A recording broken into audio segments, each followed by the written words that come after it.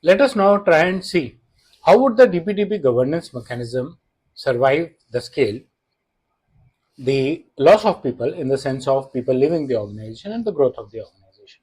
It has to, right? It has to go beyond the current level. Welcome to my YouTube channel where you daily find new content on privacy. We are talking about DPDP compliance. We are talking about DPDP governance that can scale with increase in the organization in terms of people, change of people, and the organizational growth. There is a fragility problem that happens in any governance mechanism when it is being defined for any organization.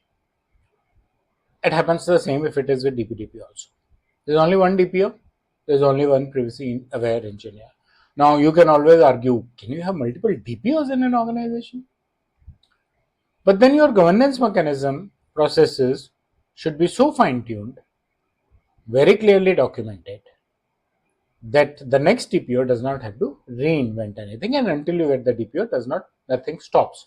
Who takes over as interim DPO if you cannot hire multiple DPOs?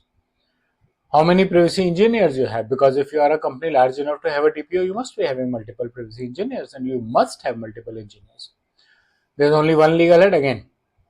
So if you are an enterprise, one legal head, it's a bottleneck. One approver, it's a bottleneck, right? So even if you can't hire many people on the same post, overlap of work, maybe no work worth enough, just for giving one approval, you have a full-fledged person paying him salary. No, then you should have the mechanisms that say that this is the interim approver and these are his powers and this is the design mechanism. Someone goes on a leave, you are in a problem, someone exits. And at these posts, someone exits quickly, you are in a bigger problem. Teams are regularly trained on the systems. You have to, so that even if the leadership is not there for a time being, the team understands and knows where to go to get the approvals. Governance should not live in people. Governance should be outside in the system, right? It should not be within the emails only. There has to be a proper system and mechanism, documentation.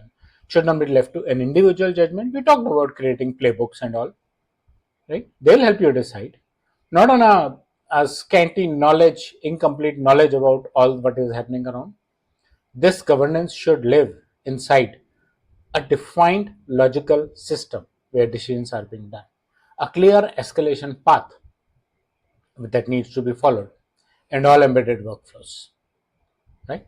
If these are there, an interim person can handle it.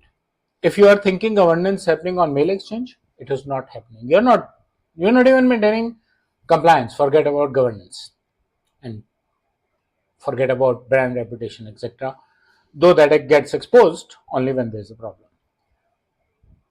So what happens when you are scaling up? If your decisions are pre-mapped, it does not matter. Processing 1,000,000 records versus 10 million records on a pre-mapped system does not matter. All you need is better IT infrastructure to process, right? Not to govern.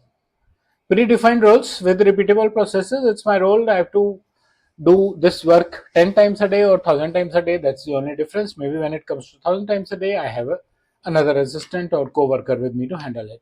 Systems guide behavior, not emails, not verbal discussions. And if all these are well done, then there are no escalations, there's no dependency, and there's no freer driven decisions that are happening around.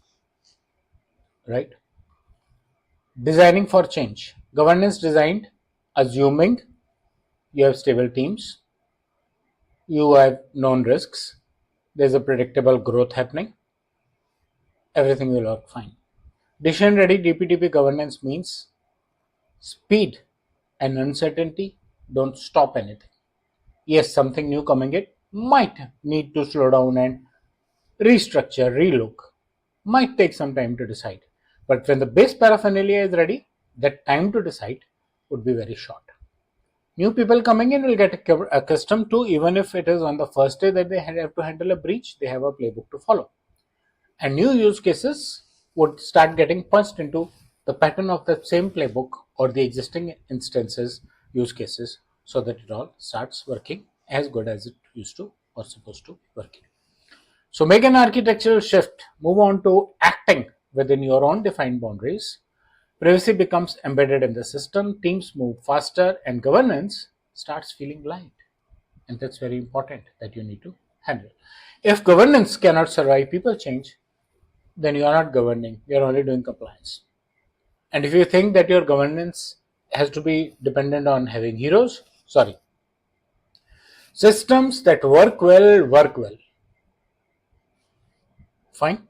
They don't need escalations, they don't need audits, they don't need panic on audits kind of situations. And systems that don't work even if you have heroes there. It's not a matter of if you have a hero to show, then systems will work. So that's about the scaling up of DPDP governance. I hope you like the content of the video.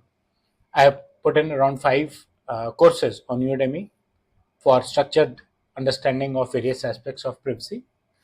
You may go ahead and attend some of those and share your feedback there as well as over here. Subscribe to my YouTube channel. Thank you.